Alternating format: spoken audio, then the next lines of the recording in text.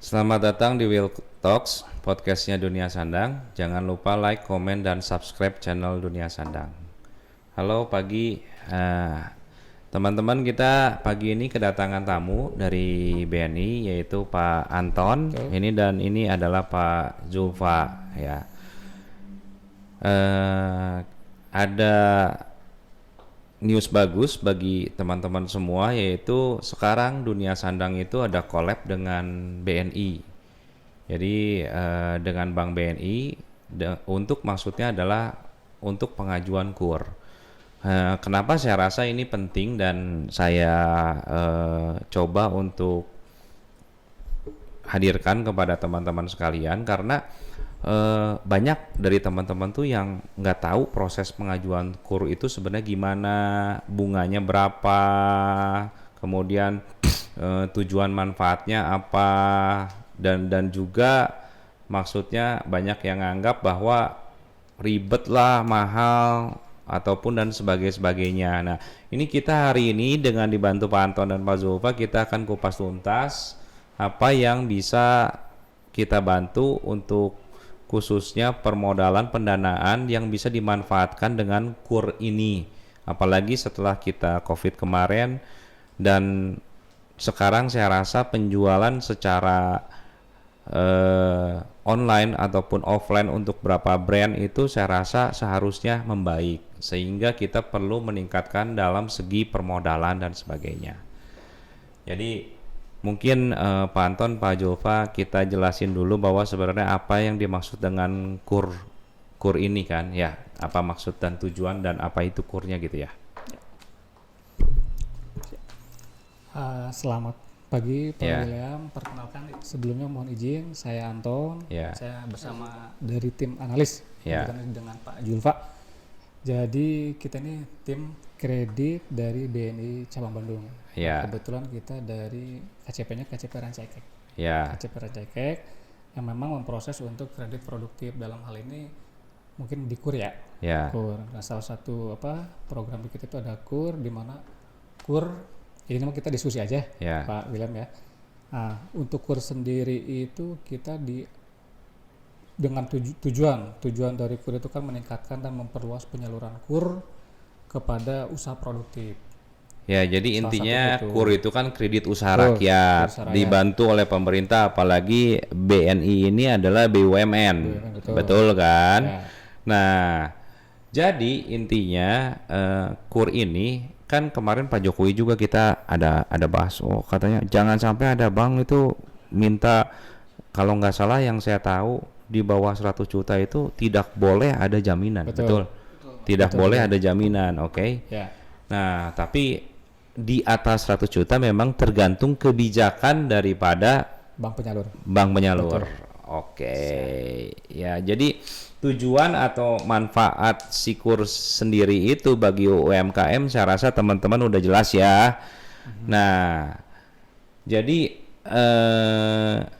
biar ngerti bahwa KUR ini sangat bisa membantu lah gitu ya bagi teman-teman sekalian. Nah, mungkin dijelasin dulu ada berapa jenis sih KUR atau segala macam itu? Ya, izin menyampaikan untuk KUR ini kan sebenarnya ada KUR super mikro ya. Waktu itu plafonnya 10 juta ke bawah. Di atasnya ada KUR mikro yang sampai 100 juta tadi yang tanpa jaminan.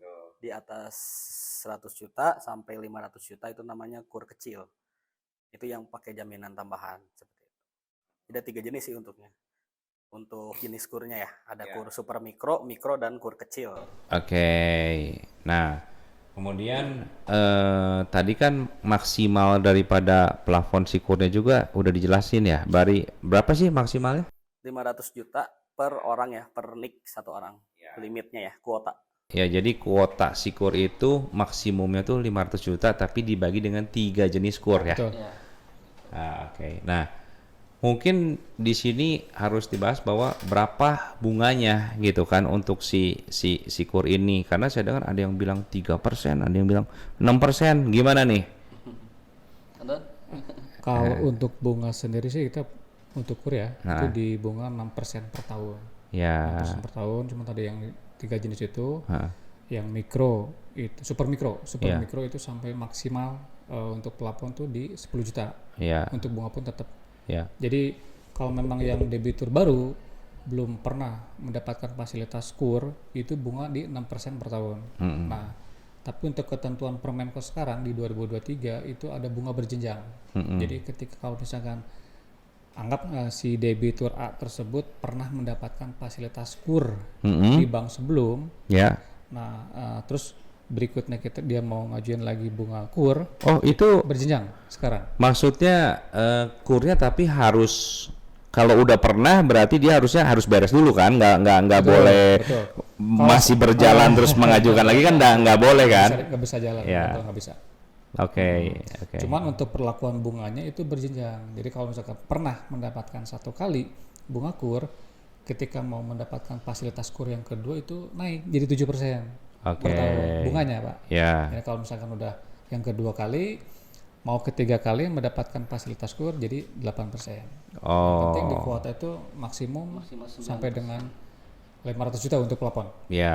Tapi kan setahu saya kalau KRK aja ataupun pinjaman modal kerja yang lain-lain itu rata-rata di 9-11% per tahun kan. Betul. Di luar daripada BPR atau apapun itu kan. Jadi sebenarnya kalau apalagi KUR dan yang tanpa jaminan cuman 6% itu saya rasa sangat murah sekali ya. Murah. Nah, sedangkan waktu temponya itu yang saya tahu bisa berapa lama tuh? Kalau untuk mikro itu kan plafon 100 juta, jangka waktu itu paling lama tuh 3 tahun. 36 bulan. 36 bulan. Khusus untuk yang sampai dengan mikro 100. Kalau yang kecil kalau nggak sampai 5 tahun ya? Kalau yang kecil itu bisa sampai dengan 5 tahun, tapi khusus untuk yang kredit investasi. Kalau kredit modal kerja itu sampai dengan 4 tahun. 4 tahun. 4 tahun. Oke. Nah, sekarang dengan isu yang tadi tuh kan kadang-kadang ada yang anggapnya ribet apa segala macam pengajuannya, kita bahas persyaratannya deh nih. Nah, persyaratannya apa aja nih? Untuk syaratnya sih untuk KUR pasti harus punya usaha ya Pak ya. Yang udah berjalan minimal 6 bulan. Nah, selanjutnya untuk membuktikan dia punya usaha tersebut kan harus ada legalisasi ya, atau dari minimal SKU ya, soal keterangan usaha atau NIB.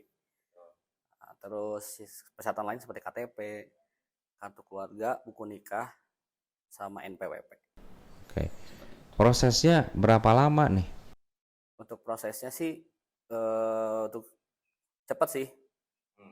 Kalau nasabah pertama kita izin BI checking dulu, ketika clear tanpa ada kendala di BI checkingnya lolos, langsung kita survei ke nasabahnya dengan pemimpin dan pemutus. Besoknya sih 3 hari sih biasanya, 3 hari udah bisa cair sih. Jadi prosesnya cuma 3 hari kerja? Ya. Paling lama lah. Paling lama itu juga. Cepat sekali ya berarti ya. Ada kendala di sistem ya, karena memang kan untuk pensiun. Karena ada beberapa perbankan lain tuh saya 2 minggu, 3 minggu. Sepanjang dari berkas sudah lengkap, ya pre-screening kita di awal udah lolos ya, udah kunjungan sesuai kewenangan pemutus, itu nggak lama. Paling 3 hari. Biasa lama itu kalau ada kendala tertentu sistem atau waktu kunjungan pemimpin yang belum bisa saat itu atau gimana gitu. Iya. Nah, kelebihan si KUR ini dibandingkan yang lainnya gimana nih? Kalau kelebihan sih ya pasti ini produk KUR tuh emang produk yang paling murah ya. Yang dijual pemerintah resmi lagi ya, maksudnya aman lah, nggak ada pinjaman palsu dan lain-lain gitu kan. Dan bunganya 6% ya dibanding bunga-bunga komersil lain. Udah paling murah. Ngeri. Itu lebih ngeri ya. Ngeri. Meskipun daftarnya cuma nganga-nganga doang ya, tengok kiri kanan gampang ya, cuman dikejar-kejar nih kayak orang gila itu ngeri. Cuman bunganya sih 6% murah banget sih. Masa sih ketika nasabah udah dapat bunga seperti itu, masa harus semacet nggak mampu bayar gitu. Iya. Nah, teman-teman, jadi kita ini Dunia Sandang kita collab dengan BNI dengan maksud tujuan supaya bukan hanya kita menyalurkan dana daripada BNI, tapi yang kita harapkan adalah di dalam customer kita yang diberi pendanaan dan sebagainya ataupun teman-teman yang bisa mendapatkan fasilitas tersebut, nanti akan kita bantu coaching. Jadi coaching itu dari segi manajemennya, dari segi badan usahanya, dari segi HR, finance, kemudian program-program untuk dalam arti kata manajemen software manajemen termasuk ERP atau POS-nya itu sampai digital marketingnya kita bisa bantu semua teman-teman ya. Jadi kebenaran kita juga baru penandatanganan beberapa hari yang lalu kerjasama kesepahaman fasilitas-fasilitas BNI yang dikhususkan untuk teman-teman yang sering belanja di dunia sandang. Nah, kabar baiknya adalah bahwa yang kemarin kita kesepahami adalah bahwa kur yang akan kita salurkan di sini itu adalah nilainya dengan 150 juta itu dengan kemarin kita bicara proses pengajuan tanpa jaminan.